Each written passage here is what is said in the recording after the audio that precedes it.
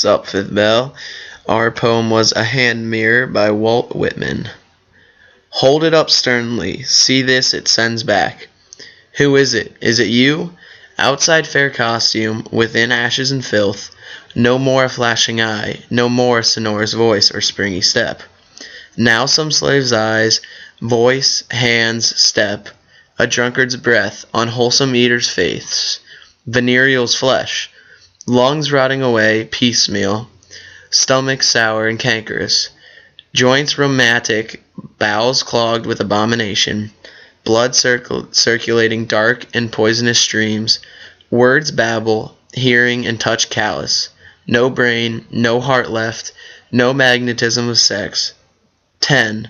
Such from one look in this looking glass, ere you go hence, such a result so soon, and from such a beginning. That was our poem.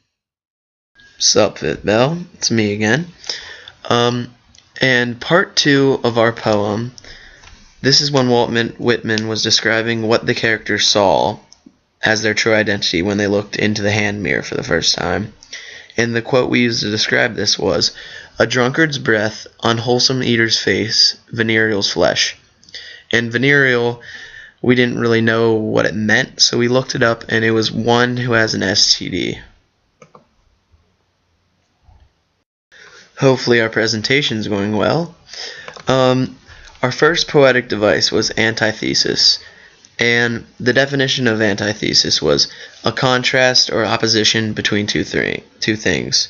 And in the poem, Walt Whitman used an example of this when he said, "Outside fair costume, within ashes and filth." So this was the part where he was describing the character outside of their fair costume, looking into the mirror and seeing ashes and filth. And the fourth example of poetic device in our poem, A Hand Mirror, by Walt Whitman, was consonance. And the definition of consonance is the recurrence of similar consonant sounds in close proximity. Our example is, such a result so soon.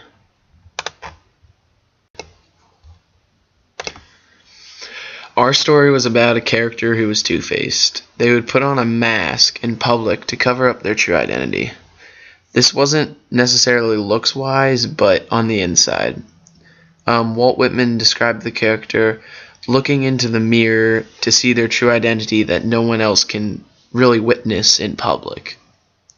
The picture that I have for the story of the poem is a good example because the kitten looks presentable, and it looks presentable as a cute, cuddly cat, but then their true identity, when they look into the mirror, they see a lion who is a beast. Adam, you pay attention over there. Alright, so the line that we chose that best exemplifies the poem was, "Such a result so soon, and from such a beginning." And the reason we chose this was because it really captures what Walt Whitman is trying to get across. This character can change from looking presentable to being the ugly person they are on the inside instantaneously by looking in the mirror. Walt wants the audience to know what this person can change back to if they realize what is wrong and have the drive to change back to having good morals and positive thoughts. The picture that goes along with this line is actually from a Dove commercial, and it shows how we perceive what beauty is in the world today, but really it's what is on the inside. This before and after pic shows that this person can look very presentable on the right, but who knows what she is on the left.